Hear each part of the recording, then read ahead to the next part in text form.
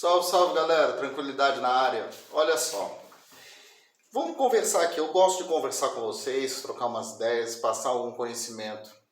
E hoje eu estava pensando assim, esses tempos atrás eu falei sobre as pessoas mais importantes na área da computação, quem foram, né, na história. E eu fiquei pensando aqui, e as crianças? Quem foram as 5 crianças mais inteligentes da história? Aquelas crianças prodígio, aquelas crianças que mudaram, aquelas crianças que com pouco tempo, até os 20 anos, mudou completamente, já criou teorias ou fez alguma coisa assim que, nossa, a gente fica de cara. Vocês sabem? Um deles, logicamente, é conhecidíssimo, mas pelo menos um deles eu já conhecia, já imaginava que ele é famoso pra caramba. Mas os outros 4 eu nem tinha ideia. Eu não tinha a mínima ideia quem são esses caras. Quer dizer, um deles eu não sabia que ele, com tão poucos anos de vida, ele já tinha revolucionado o campo da matemática e dentro da matemática, da física. O cara mandou muito cedo, mandou muito bem. Vamos falar sobre as 5 crianças mais prodígios da história? Fica aí que eu já entro.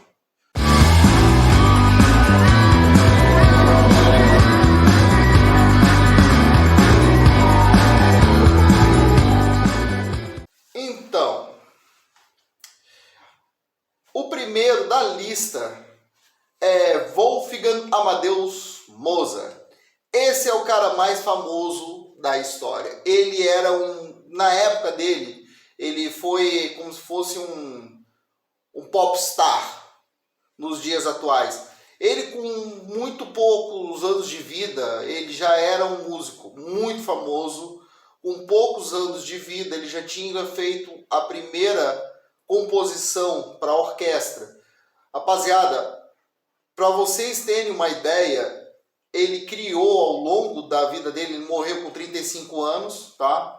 E o legado dele, ele deixou mais de 600 obras. Não foi 6, não foi mais de 600. Amadeus Mozart. E para quem sabe de orquestra, meu avô, ele era musicista, ele era músico, ele era maestro de uma orquestra. E quem os conhece, sabe, um pouquinho que seja como eu, pouquinho, sabe o quão difícil é fazer a orquestra, ainda mais quanto criar. E esse garoto, ele criou com muito poucos anos de vida, ele criou uma música, ele criou já músicas. Ele morreu aos 35 anos de idade, tá? Ele morreu muito cedo devido a uma doença que ele acabou cometendo por causa da vida que ele tinha. Porque, como eu falei, ele era uma celebridade, ele era um popstar da época. Então, até os dias de hoje, todo mundo conhece ele, e é um cara que todo mundo sabe quem esse cara é, mas imagina na época, uma criança prodígio, ele não teve vida, entendeu? Ele não teve uma vida de criança normal, não tinha nem como ter, né? O cara era um gênio, então ele era anormal, por assim dizer, ele não era normal, a criança era prodígio mesmo. Agora vamos partir para o segundo da lista. O segundo da lista é o senhor Pascal. Vocês já ouviram falar a teoria de Pascal, na parte de geometria? Esse Pascal, ele foi um matemático, físico, filósofo francês. Ele começou a estudar geometria aos 12 anos. E aos 16, não é aos 36, nada disso, aos 16 anos, ele descobriu a teorema importante na geometria de plano. Essa geometria, se eu não me engano, até hoje é utilizada em todos os lugares. Se eu não me engano, utilizada na parte de arquitetura, a parte, nossa, ele é muito, muito, muito utilizado. essa parte de geometria, na parte de cálculo matemático, é imprescindível em muitas profissões é utilizada demais essa parte de geometria, não tem nem o que dizer.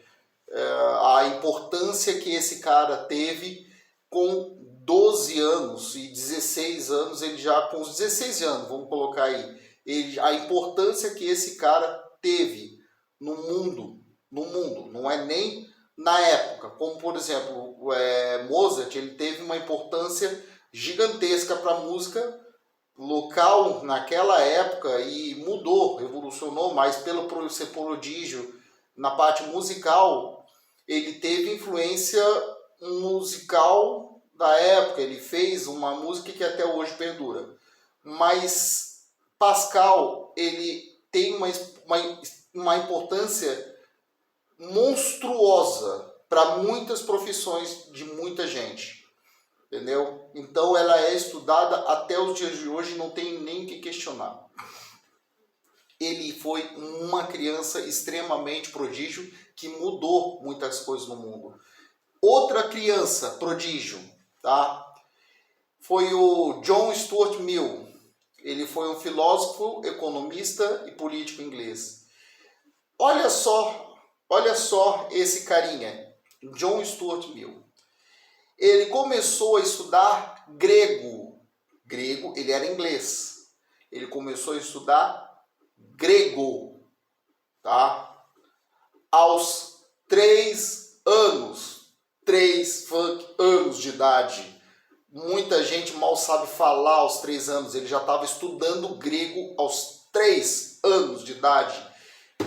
E aos 8 anos, ele já estava lendo Platão em grego. Não é em inglês, ele não estava estudando Platão em inglês. Se uma criança aos 8 anos de idade já estuda Platão em inglês, já é prodígio. Imagina uma criança aos 8 anos de idade estudar Platão em grego, na língua original de Platão. Agora me diga, esse garoto foi prodígio ou não? Ele escreveu um livro sobre lógica aos 16 anos. Para vocês entenderem a importância desse John Stuart Mill, eu andei pesquisando um pouquinho mais a fundo sobre ele. Esse cara, John Stuart Mill, ele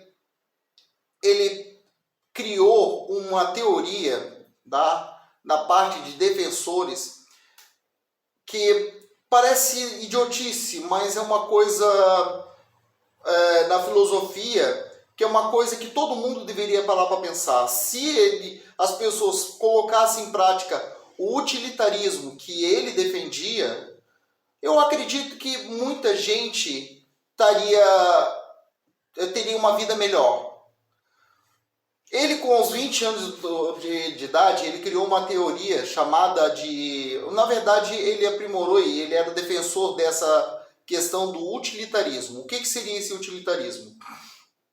É você projetar as suas ações para impactar de forma positiva o maior número de pessoas.